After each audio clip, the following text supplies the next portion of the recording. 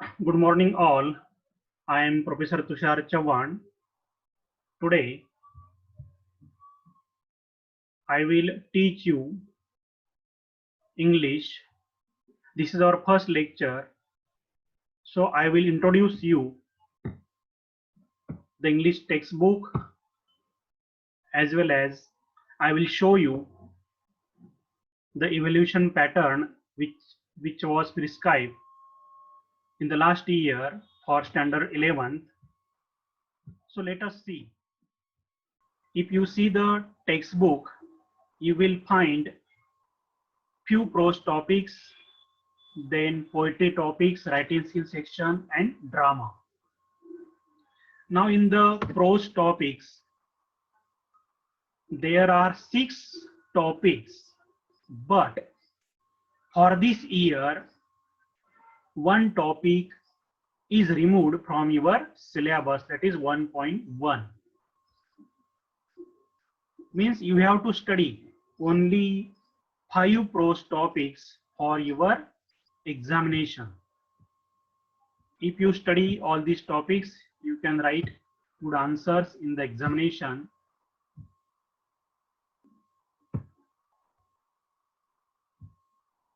From 1.2 to 1.6, these are prose topics. In our annual exam, all these topics will be asked. So you have to study from 1.2 to 1.6. तुमची जी वार्षिक परीक्षा होईल त्यामध्ये पूर्ण पुस्तक हे परीक्षेसाठी वापरलं जातं आणि म्हणून पूर्ण पुस्तकाचा तुम्हाला अभ्यास करणं आहेच. फर्स्ट टर्म एक्झाम अर्ध्या सिलेबसवर होते आणि उरलेली जी काही एन्युअल एक्झाम आहे त्यावेळी मात्र पूर्ण सिलेबस राहील. So you have to study all the topics minutely.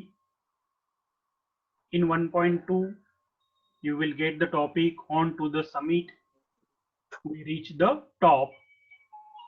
Then the call of the soil, 1.3. Pillars of democracy, 1.4. 1.5, Mrs. Addis. Then last, Tiger Hill. These are the 5 prose topics. हे 5 prose topics तुम्हाला यावर्षी अभ्यासायचे आहेत. प्रत्येक टॉपिकवर वेगळ्या पद्धतीच्या activities विचारल्या जातील आणि ह्या ऍक्टिव्हिटीज अॅन्युअल एक्झाम मध्ये, फर्स्ट टर्म एक्झाम मध्ये सुद्धा विचारल्या जातील.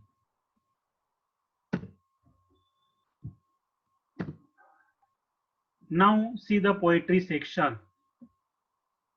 There are also 5 poems.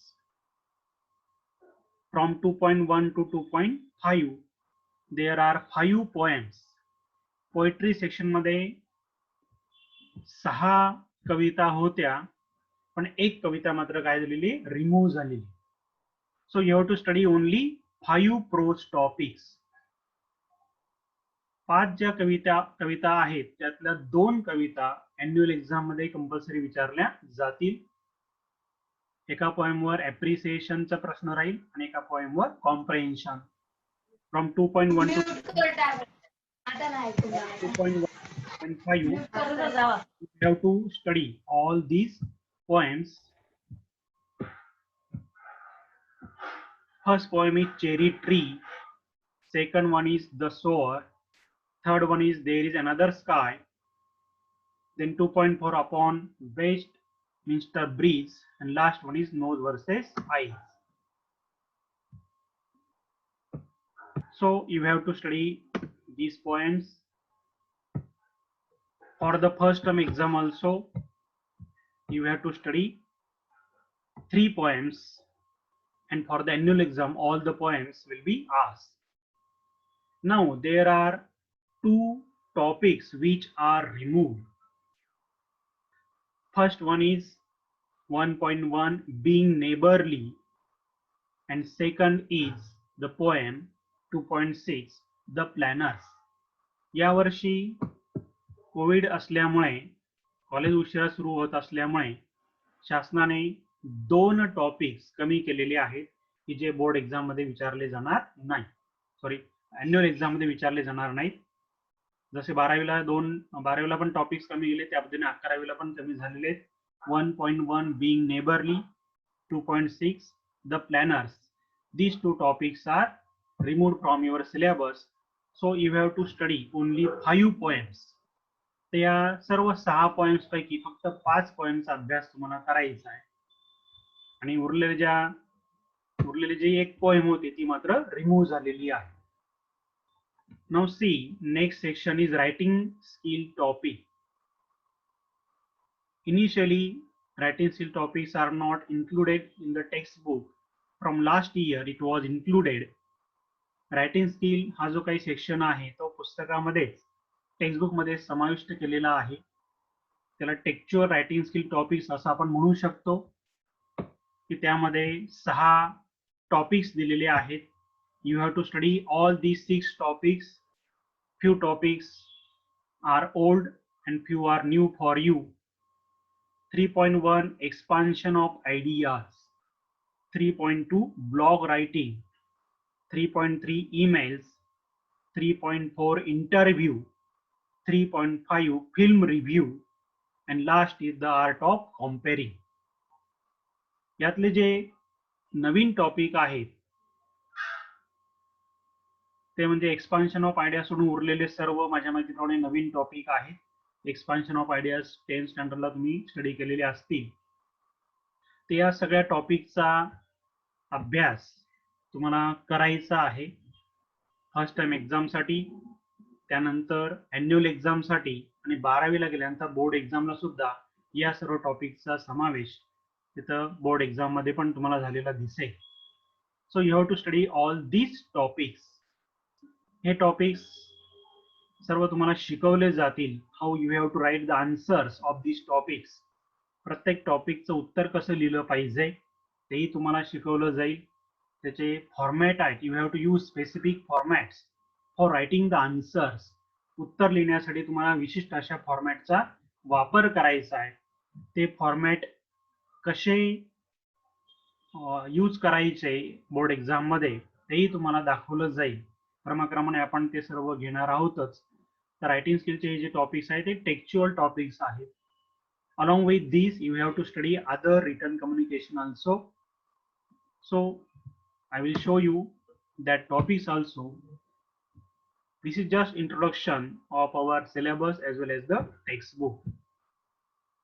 Now there is another section in your textbook, that is drama. Now this is the topic which belongs to literature. इंग्रजी भाषा लिटरेचरशी जोडली गेलेली आहे आणि लिटररी टॉपिक एक जॉनर म्हणून ड्रामाचा समावेश मागच्या वर्षापासून केलेला. This section shows you how drama can be studied or how a drama is useful for our life. तर जीवनामध्ये वाङ्मयाचं जे महत्व आहे, साहित्याचं जे महत्व आहे, त्यातला एक ड्रामा नाटक हा एक भाग आहे. त्याचं एक इंट्रोडक्शन म्हणून या ठिकाणी तुम्हाला काही ड्रामा दिले जातील.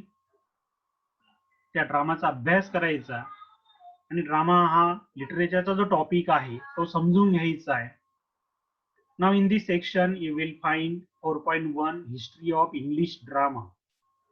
इंग्रजी ड्रामा, इंग्रजी नाटकाचा जी काही इतिहास आहे तो या ठिकाणी संक्षिप्त स्वरूपात दिलेला आहे. Then 4.2 the rising of the moon. This is one drama extract. पूर्ण ड्रामा काही दिलेला नाही, त्याचा काही एक भाग, एखादा अंक या ठिकाणी तुम्हाला दिलेला दिसेल. 4.3 एक्स्ट्रॅक्ट्स ऑफ ड्रामा. याही मध्ये 2 ड्रामाचे एक्स्ट्रॅक्ट दिलेले आहेत. A Midsummer Night Dream and Enemy of the People. 2 मोठे ड्रामा आहेत, त्याचा छोटा भाग किंवा एक अंक या ठिकाणी दिलेला असेल. यावरून ड्रामा हा टॉपिक कसा आहे किंवा साहित्याचा प्रकार कसा आहे ते जाणून घेऊन त्यावर आपल्याला परीक्षेला उत्तर लिहावे लागतील. Now few non textual topics are also there. These are called non-textual topics because they are not included in your textbook. 11वीच्या पुस्तकामध्ये या टॉपिकचा समावेश नाहीये तरी त्याचा अभ्यास करून तुम्हाला उत्तर लिहिणं आहे. त्यामध्ये आहे अनसीन पॅसेज. अनसीन पॅसेज म्हणजे जो पॅसेज तुम्ही कोणत्याही पुस्तकामध्ये पाहिलेला नसेल असा एक टॉपिक तुम्हाला इथं अभ्यासाला मिळेल. या अनसीन पॅसेज मध्ये जगातल्या इंग्रजीच्या कोणत्याही पुस्तकाचं लिखाण असू शकेल. तो पॅराग्राफ ऐनवेळेस वाचायचा आणि त्या पॅराग्राफनुसार काय करायचं आहे, जे काय ऍक्टिव्हिटीचे प्रश्न असतील, कॉम्प्रेन्शनचे प्रश्न असतील ते सॉल्व्ह करायचे. Then there is summary. You have to write summary of that unseen passage. जोही हा अनसीन पॅसेज दिलेला असेल त्याची तुम्हाला समरी लिहावं लागेल, सारांश लेखन करावं लागेल. How you have to do it I will teach you in our next sessions. Then note making or mind mapping. These are the two topics. Along with these two, only one will be asked in your exam. Note making आणि mind mapping यातले फक्त एकच topic परीक्षेला तुम्हाला विचारला जाईल. एक तर नोट मेकिंग येईल किंवा माइंड मॅपिंग येईल. दोघांपैकी मात्र एकच टॉपिक विचारला जाईल. दोघही टॉपिक परीक्षेला येणार नाही. And how you have to write the answers I will show you in our next lecture. Now here is the list of other written communication.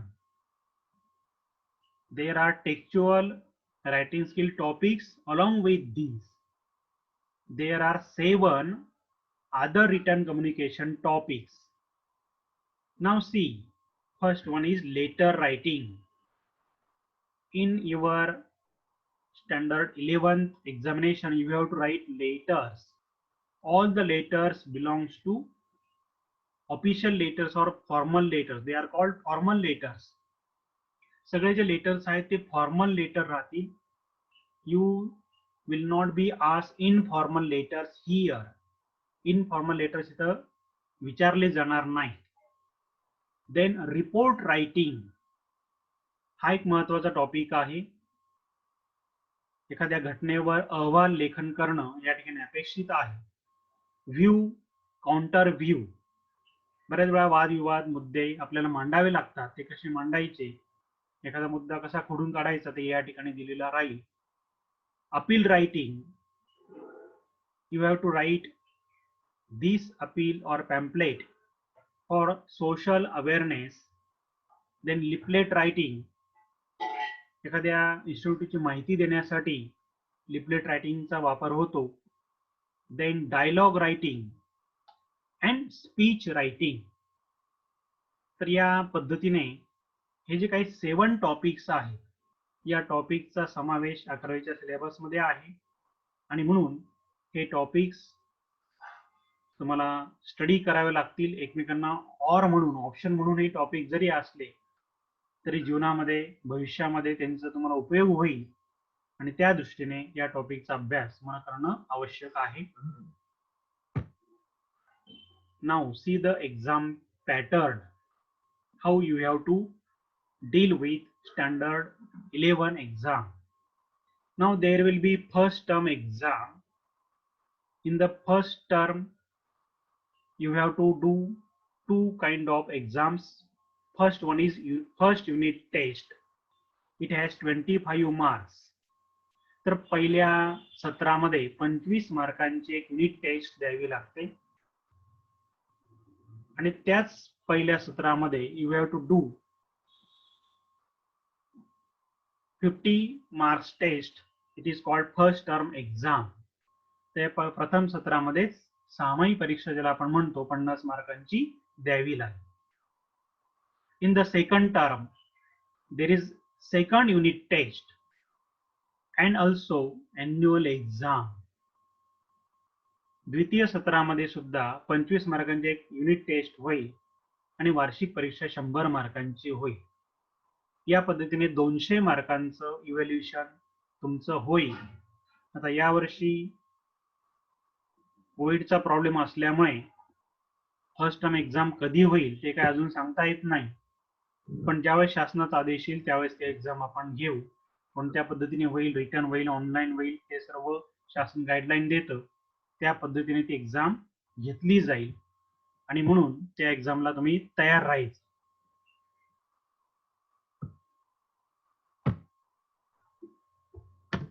Now along with this, you should have to know the actual activity sheet pattern for your theory exam or your written exam. There will be two exam. One is written exam or theory exam. It has 80 marks. Another is oral exam. It has 20 marks. तर दोन प्रकारच्या exams तुमच्या होतील की ज्यामध्ये evaluation तुमचं वेगळ्या पद्धतीने होणार आहे. 80 मार्कांसाठी लेखी परीक्षा, 20 मार्कांसाठी oral exam. Now see the evaluation pattern.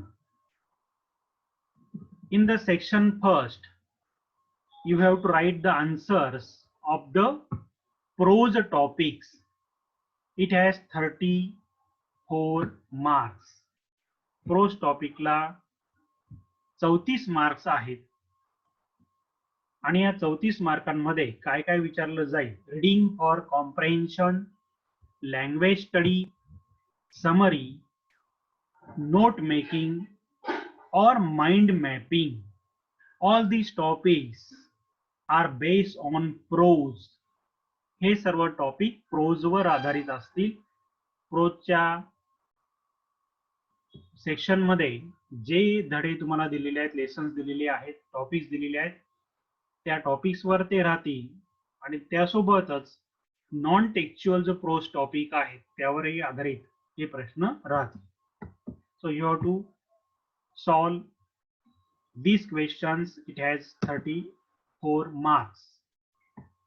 Now see the activity sheet pattern along with the activities. Section first, prose. Question first A, read the extract and complete the activities that follow. पहिला प्रश्न हा 12 मार्कांसाठी राहील. Read the extract. You have to read the passage. And after that you have to complete the activities. Passage वाचायचा आणि त्यानंतर त्या खाली दिलेले जे ऍक्टिव्हिटीज आहेत त्यांचे आन्सर्स लिहायचे. Now A1 activity, global understanding. It has 2 marks. What will be given in the global understanding?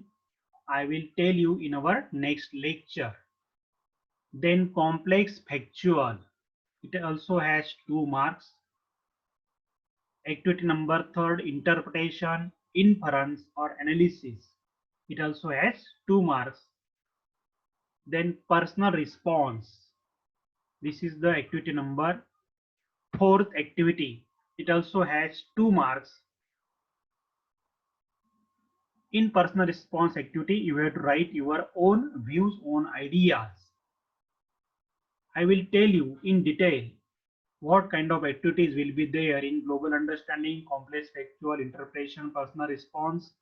I will tell you all these in another lecture. Then activity number 5, language study. 2 sentences on textual grammar. It has 2 marks. And last one is vocabulary activity. All these activities has 12 marks. सगळ्या ऍक्टिव्हिटीची जर बेरीज केली तर 12 marks या ठिकाणी होतील. 6 activities तुम्हाला solve करायचे. It is a textual seen passage.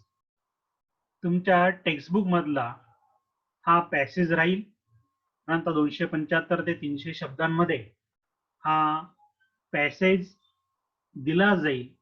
तुमच्या पुस्तकातला पॅसेज असल्यामुळे त्याला सीन पॅसेज असं म्हटलं जातं. हा पॅसेज वाचून या सर्व 6 ऍक्टिव्हिटीचे आन्सर्स तुम्हाला लिहायचे. You have to write all the answers of these activities. Then in question first you will find question first B also. It has 4 marks. Now the title of this section is language study, but here you will find non-textual grammar. या ठिकाणी जे grammar राहील ते तुमच्या पुस्तकातलं राहणार नाही. पुस्तकाच्या बाहेरचं जे काही ग्रामर आहे, पुस्तकाच्या बाहेरचं म्हणजे तुमच्या पुस्तकातले सेंटेन्सेस नसलेलं ग्रामर. ग्रामर हे सगळं सारखंच राहतं. फक्त सेंटेन्सेस पुस्तकातले राहिले तर त्याला टेक्स्चुअल ग्रामर, सेंटेन्स पुस्तकाच्या बाहेरचे राहिले तर non textual grammar. Then there will be two activities here. First one is do as directed, that is transformation of sentence. एकतर डू एज डायरेक्टर अशी सजेशन राहील किंवा दिलेले वाक्य ट्रान्सफॉर्म करून पुन्हा लिहा. It has 3 marks. There will be 3 sentences. Along with this, there is activity number 2, that is spot the error. It has 1 mark. Spot the एररला 1 मार्क राहील. या पद्धतीने 4 मार्कांसाठी लँग्वेज स्टडी किंवा ग्रामर हा सेक्शन तुमच्या एक्झाम मध्ये दिसेल. Now question second A is same as that of question first A.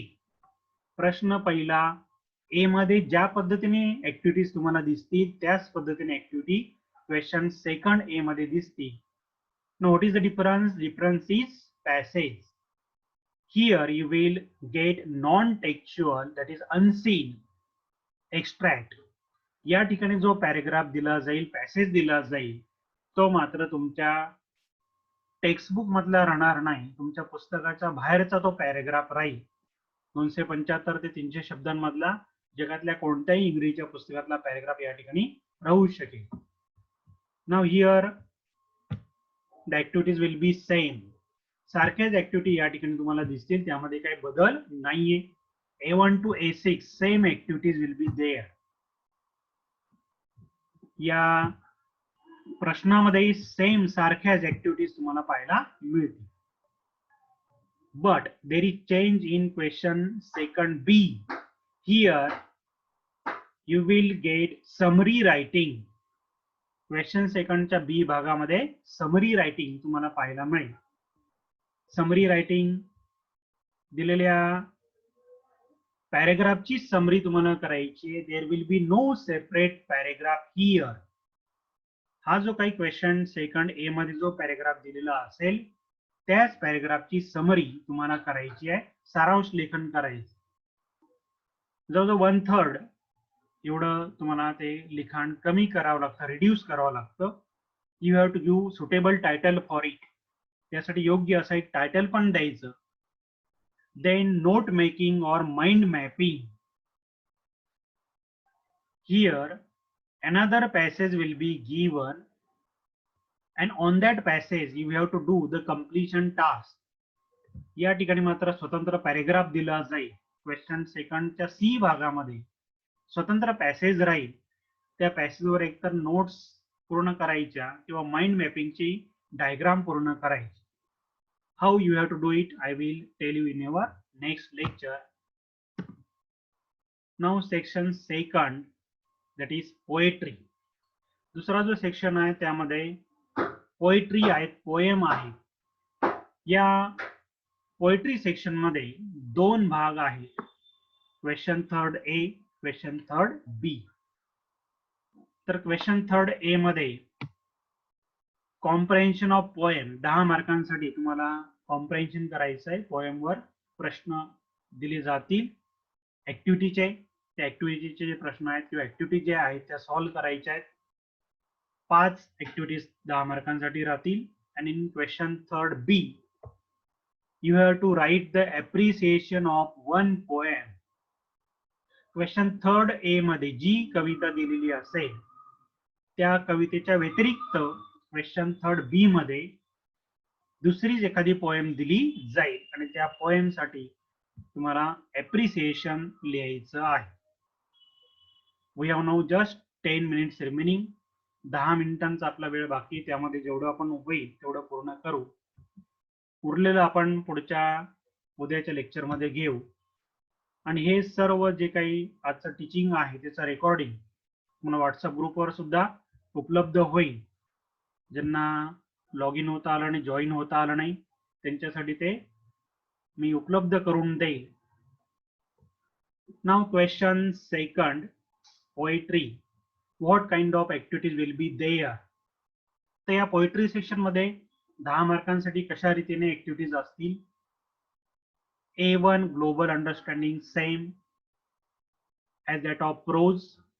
Pros मध्ये ज्या पद्धतीने ऍक्टिव्हिटीज होत्या त्याच पद्धतीने इथेही ग्लोबल अंडरस्टँडिंग हा म्हणून ही ऍक्टिव्हिटी विचारली जाईल.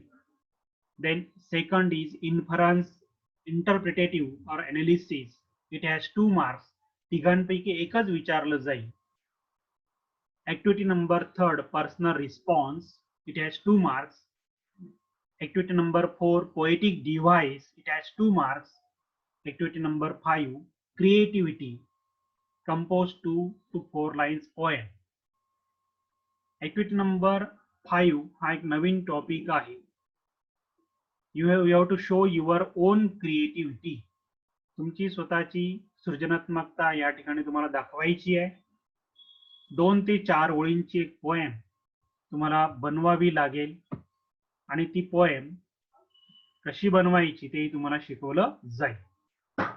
In question third B you have to write the appreciation of the poem. Question third B मध्ये appreciation दिलं जाईल. त्यासाठी काही पॉइंट्स दिले जातात. ते पॉइंट्स घेऊन आन्सर लिहायचा आहे. There are many points given here, but in the exam you have to deal with only 4 points, and for these 4 points you can earn 4 marks. 4 मुद्द्यांसाठी तुम्हाला लिखाण करायचं आहे. आणि काय काय मुद्दे असतील? First one is about the poem, about the title or about the poet. Second is theme or gist. Third one is poetic style, language or figures of speech. Then special features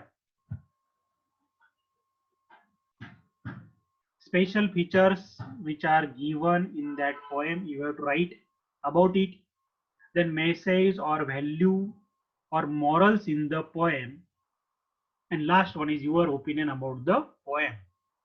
आता हे अनेक जरी मुद्दे असले त्यातले कोणते तरी 4 मुद्दे फक्त एक्झाम मध्ये विचारले जातात. त्या पद्धतीने तुम्हाला लिखाण करायचं आहे.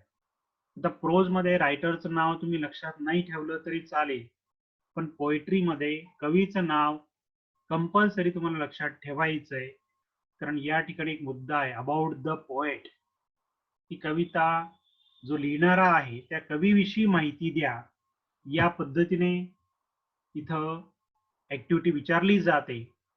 तर त्यावेळेस तुम्हाला कवीची माहिती द्यावी लागेल. कमीत कमी 1 ते 2 ओळीमध्ये लिखाण करायचं आहे. टायटल जे आहे पोएमचं त्याविषयी माहिती द्यायची आहे. आणि हे सर्व लिखाण त्या पोएट बद्दल माहिती असेल, कवितेबद्दल माहिती असेल तरच तुम्हाला लिहिता येईल. आणि म्हणून पोएमसाठी त्या सगळ्या पोएमचा डिटेलमध्ये अभ्यास करायचा आहे. मॉडेल आन्सर्स तुम्हाला मी लिहून देईलच की कशा रीतीने आन्सर लिहावं लागतं. So this is the poetry section. Now section third, writing skill. हा एक महत्वाचा टॉपिक आहे. 16 मार्क्स या टॉपिक साठी आहेत. क्वेश्चन नंबर 4 मध्ये हे सर्व टॉपिक्स तुम्हाला दिसतील. Each topic has 4 marks. प्रत्येक टॉपिकला 4-4 मार्क्स आहेत. आता या ठिकाणी भरपूर ऑप्शन्स आहेत because there are textual writing skill topics as well as other written communication topics. So you have to deal with all these topics. या सर्व टॉपिक्सला समाविष्ट करणार हा प्रश्न आहे की जे पुस्तकातले रायटिंग स्किलचे टॉपिक असतील आणि पुस्तकाच्या बाहेरचे जे रायटिंग स्किल टॉपिक आहेत हे सर्व एकत्रितरित्या या ठिकाणी समाविष्ट केलेले आहे. तर क्वेश्चन नंबर 4 मध्ये 4A मध्ये 4 मार्कांसाठी 2 ऍक्टिव्हिटी जातील. बी मध्ये 3 ऍक्टिव्हिटी आहेत, सी मध्ये 4 आहेत आणि डी मध्ये पुन्हा 4 आहेत. त्या पद्धतीने 13 ऍक्टिव्हिटीज या सेक्शन मध्ये विचारल्या जातील. 13 पैकी तुम्हाला फक्त 4 लिहायचे आहेत, हे मात्र लक्षात ठेवायचं. 13 मधून फक्त 4च ऍक्टिव्हिटीज तुम्हाला लिहायच्या आहेत. Now see these activities. Writing skill मध्ये कोणकोणत्या ऍक्टिव्हिटीज विचारल्या जाऊ शकतील. त्यामध्ये ईमेल रायटिंग और letter writing. This letter will be formal letter. दोन प्रकारच्या ऍक्टिव्हिटी आहेत, एक म्हणजे ईमेल लिहिणं आणि एक औपचारिक पत्र लिहिणं. दोघांपैकी एकच तुम्हाला लिहायचे 4 मार्कांसाठी. In B section, there will be 3 activities: expansion of ideas or blog writing or film review. तिघांपैकी एकच ऍक्टिव्हिटी लिहायचे 4 मार्कांसाठी. C section मध्ये अपील और लिफलेट और रिपोर्ट रायटिंग और व्ह्यू काउंटर व्ह्यू. या चौघांपैकी एकच ऍक्टिव्हिटी तुम्हाला एक्झाम मध्ये लिहायची आहे, अॅन्युअल एक्झाम मध्ये लिहायची आहे. बोर्ड एक्झामला सुद्धा 12वीला सुद्धा या पद्धतीच्या ऍक्टिव्हिटीज आहेतच. त्यामुळे या ऍक्टिव्हिटीजचा चांगला अभ्यास, चांगला सराव या वर्षी तुमचा झाला पाहिजे. एकमेकांना ऑर असल्यामुळे त्यातली कोणती तरी एकच ऍक्टिव्हिटी तुम्ही लिहायची आहे. सर्व ऍक्टिव्हिटीजसाठी उत्तर लिहिण्याच्या भानगडीत पडायचं नाहीये. चौघांपैकी एक जी तुम्हाला आवडेल, जी सोपी वाटते ती तुम्हाला लिहिण्याचा अधिकार आहे. एक्झाम मध्ये मात्र सर्व ऍक्टिव्हिटी तिथे दिल्या जातील.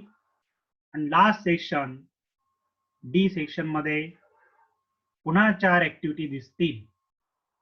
First one is speech writing, then compering, dialogue writing and interview, framing interview questions. Speech writing भाषण देणं, कॉम्पेरिंग म्हणजे एखादा प्रोग्राम इव्हेंट आयोजित करताना जे जे काही त्या अँकरला करावं लागतं किंवा कॉम्पेररला करावं लागतं त्याचा एक ड्राफ्ट तुम्हाला बनवायचा आहे 4 मार्कांसाठी. डायलॉग रायटिंग, इमॅजिनरी डायलॉग्स दोघांमध्ये लिहायचे आहेत. आणि इंटरव्ह्यू क्वेश्चन्स मध्ये फक्त प्रश्न बनवायचे. एखाद्या मोठ्या व्यक्तीचा इंटरव्ह्यू घेण्यासाठी म्हणून तुम्ही गेलेले आहात असं इमॅजिन करून त्या व्यक्तीला विचारायचे प्रश्न या ठिकाणी लिहिणं अपेक्षित आहे.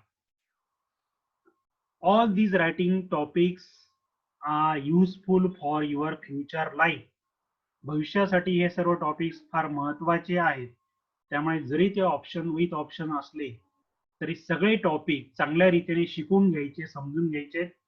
या सर्व रायटिंग स्किल टॉपिक्स मध्ये करिअर करण्याची पण संधी असते आणि म्हणून त्यामध्ये जर तुम्हाला स्किल आलं तर भविष्यात चांगला एक करिअर डेव्हलप करण्यासाठी त्याचा उपयोग होऊ शकेल. All these activities are useful for your future life, future career. आणि म्हणून म्हणतोय पुन्हा या सर्व ऍक्टिव्हिटीज भविष्यासाठी उपयुक्त आहेत. परीक्षेचाच फक्त विचार न करता भविष्याचा विचार करून या सर्वांकडे चांगलं लक्ष द्यायचं आहे, कॉन्सन्ट्रेशन ठेवायचं. तर ऍक्टिव्हिटी शीट पॅटर्न मध्ये 4थ्या प्रश्नापर्यंत आपण पोहोचलेलो आहोत. आपला वेळ आता संपत आलेला आहे. फक्त शेवटचा 1 मिनिट बाकी आहे. उरलेलं जे काही ऍक्टिव्हिटी शीटच्या पॅटर्नचा जो काही भाग आहे तो आपण उद्याच्या लेक्चरला घेऊ. आणि ऍक्टिव्हिटी शीट पूर्ण समजून घेतल्यानंतर ऍक्च्युअल टेक्स्टला आपल्याला सुरुवात करायची आहे. टेक्स्ट बुक बाजारामध्ये उपलब्ध आहेत, त्याची PDF. Okay sir. Okay sir.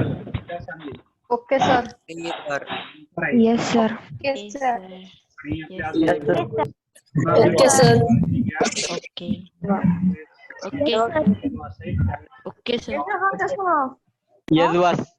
ठीक आहे, bye bye. Okay sir. Okay sir. Bye sir. Bye bye.